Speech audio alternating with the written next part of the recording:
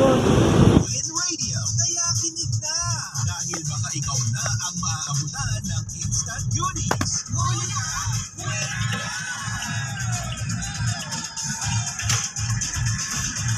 Meron, nakapunan natin. Maaga pa uwi na tayo. Uwi na nga natin tayo.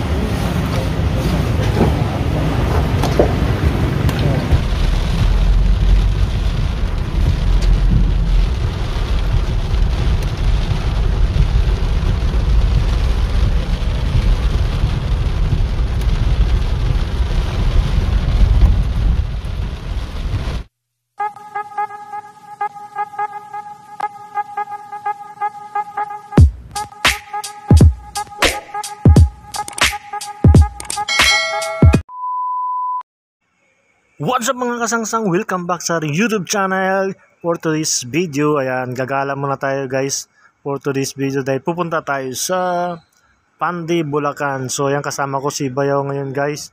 Ayan, nagmumotor muna kami papuntang Divisoria and then papunta kami ng Pandi, Bulacan kasi sama tayo sa deliver sa kanilang business. Tara, let's go! Ay,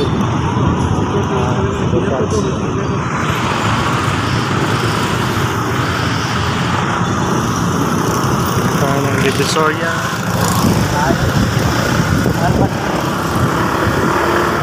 Pagkaba. Baka kayo nagpalit ng bago. Pag ganyan, nasa sumulong diba? Ganyan? Ganyan. Yung mga sumusunod sa salamin yun, kalian.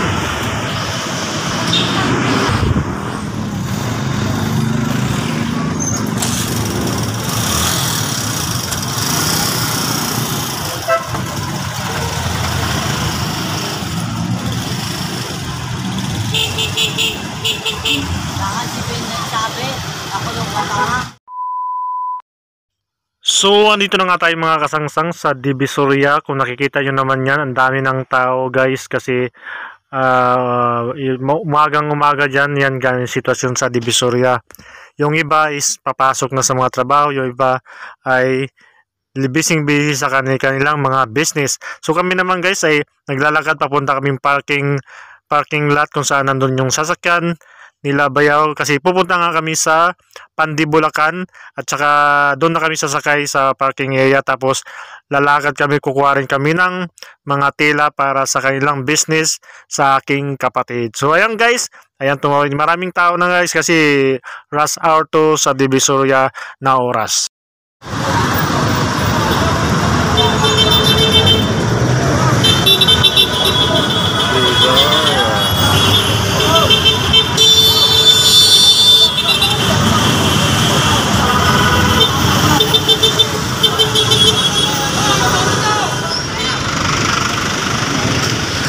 Guys, going to Bulacan. Kaya tutuban mo. Tutuban Center, Divisoria.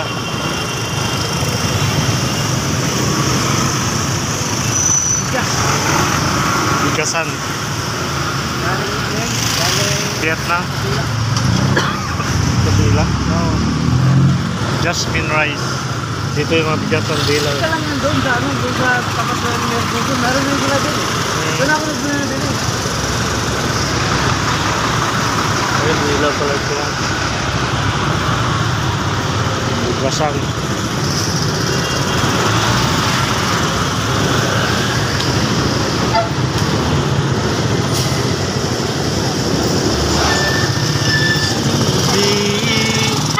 So, road trip tayo guys. Road trip.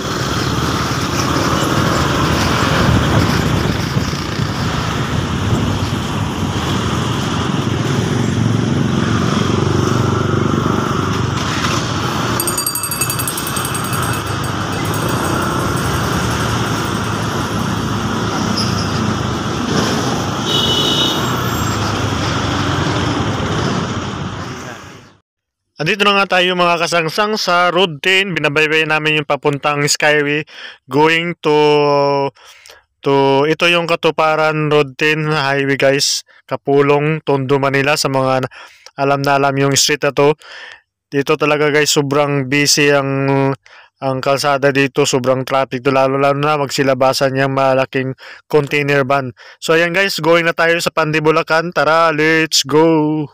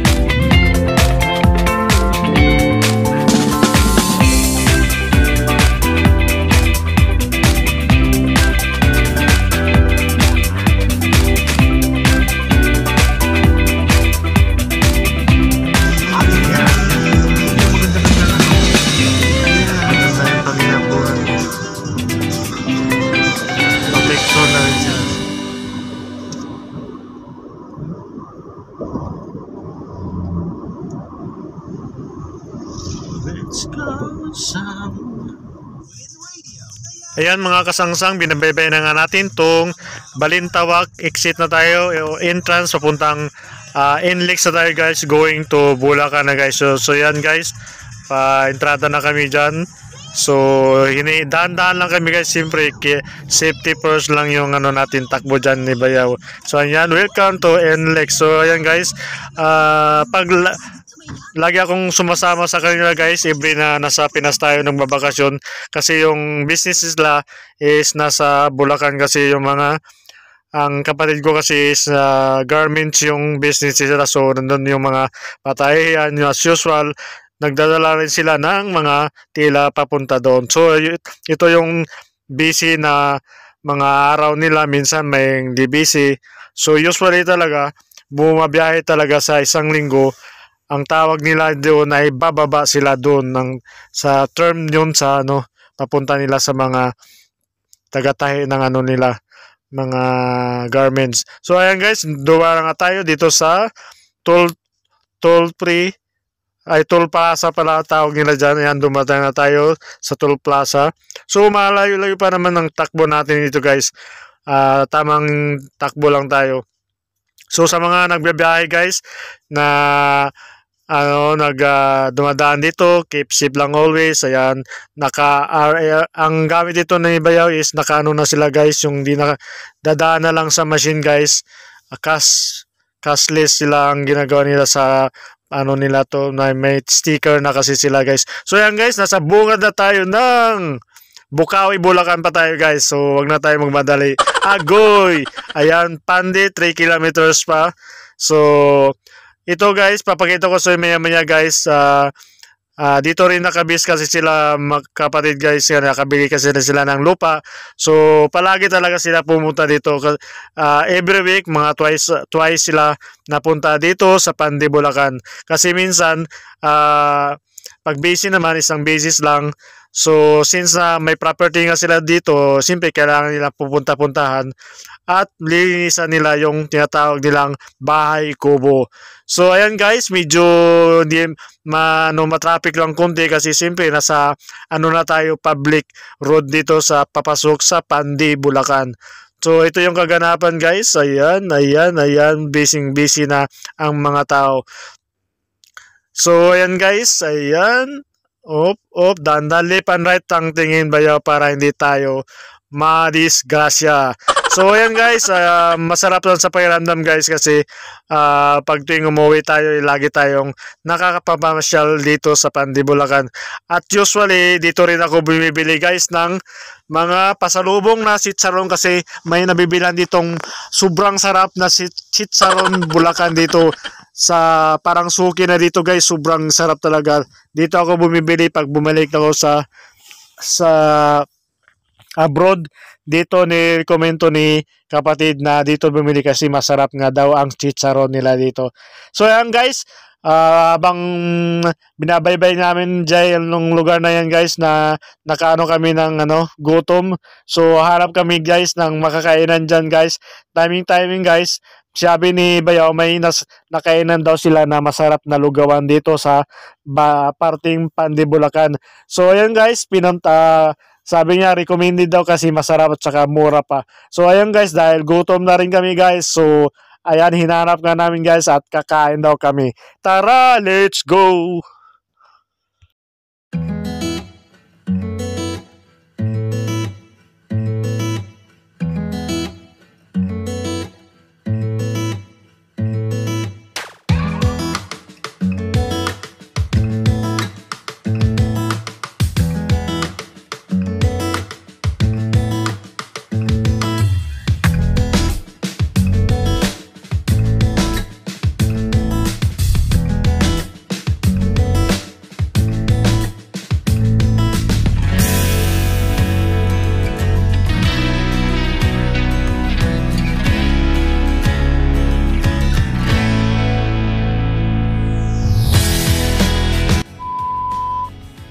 Mga kasangsang, natuntulungan namin guys yung lugar kung saan recommended ni Bayaw yung lugawan at saka gutuhan dito sa Pandi, Bulacan guys. Nasa kanto lang to guys, sa Pandi area guys.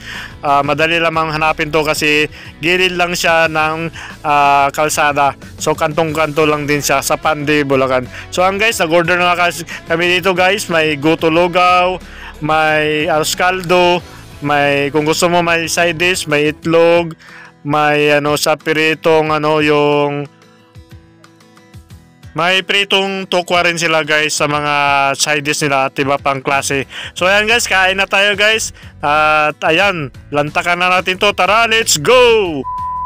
May doon, napunan natin. Maaga pa uwi na tayo.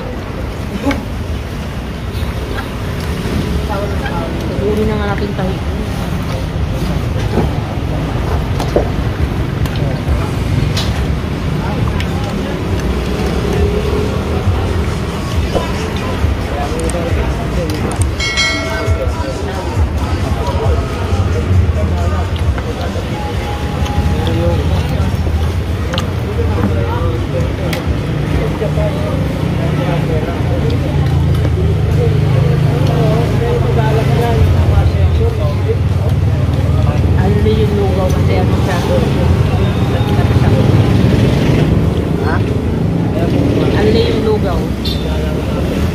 Ligaw?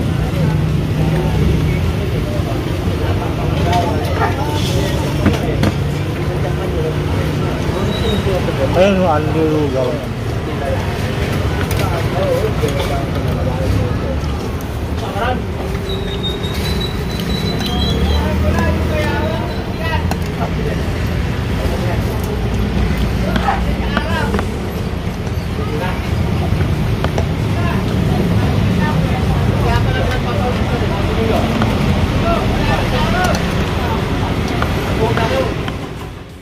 So ayan guys, sarap na sarap nga tayo sa kain natin dyan guys, sa lugaw guys, sobrang sarap talaga guys. Tapos yung may tokwa at saka nagdagdag na rin tayo ng boiled egg guys kasi napasarap tayo ng kain dyan. So guys, ang lugaw pala dito guys is mura lang yung per serving nila at saka unlimited pa siya guys. So one to sawa talaga guys yung pagkakainin mo dito. A few moments later. Andito na nga tayo mga kasangsang sa mismong lugar ng property ng aking kapatid dito sa Pandi, Bulacan. So medyo lang yung daanan papasok guys doon sa property nila. Tinatawag nila to Bahay Kubo guys. So may mga vlog na tayo dito guys sa previous bakasyon natin kung saan sobrang saya guys dito, mga kaganapan namin dito sa Bahay Kubo. So ngayon guys, kahit mga hindi na nila masyado napuntahan yung Bahay Kubo guys. So medyo hindi na talaga natauhan guys, hindi katulad yung mga dating panahon year guys na pandemic is lagi sila dito naka-stay guys. So ito na yung sitwasyon dito sa Bahay Kubo.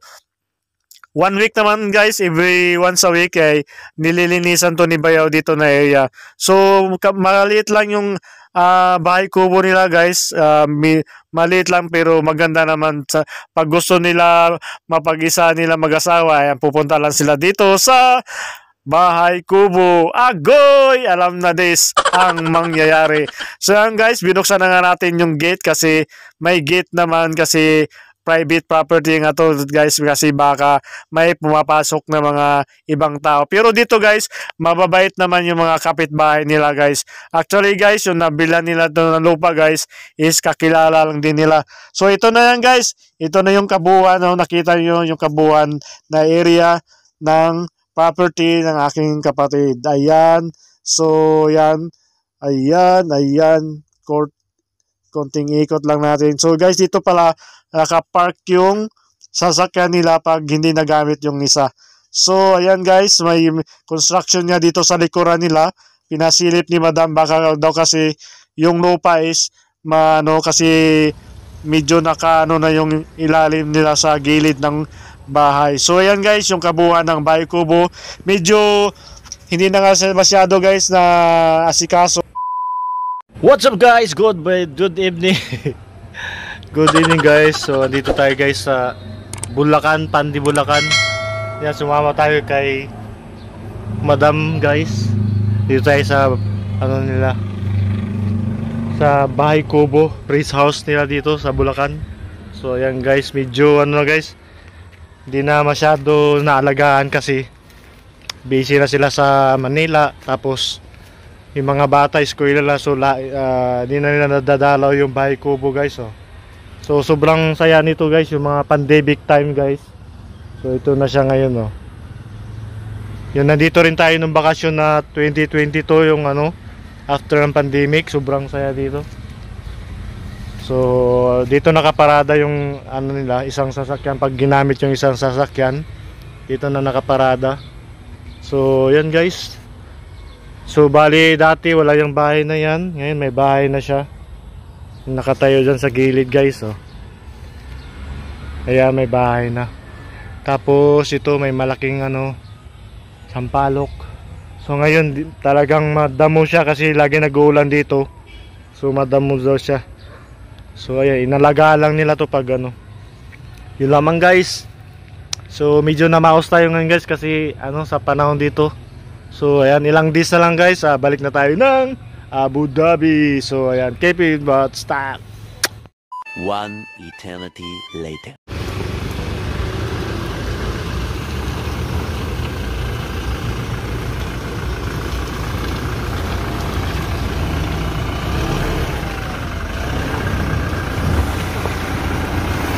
Up.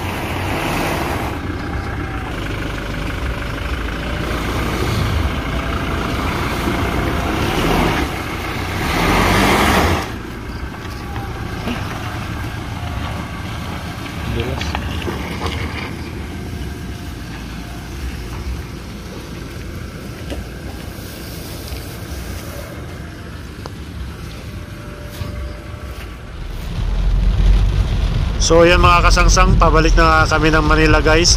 So naabutan tayo guys na malakas na ulan at saka thunderstorm. So sa mga nagbabiyahe, keep safe always. Sa lalo madulas yung kalsada. Like, share and subscribe. See you on my next video. Bye.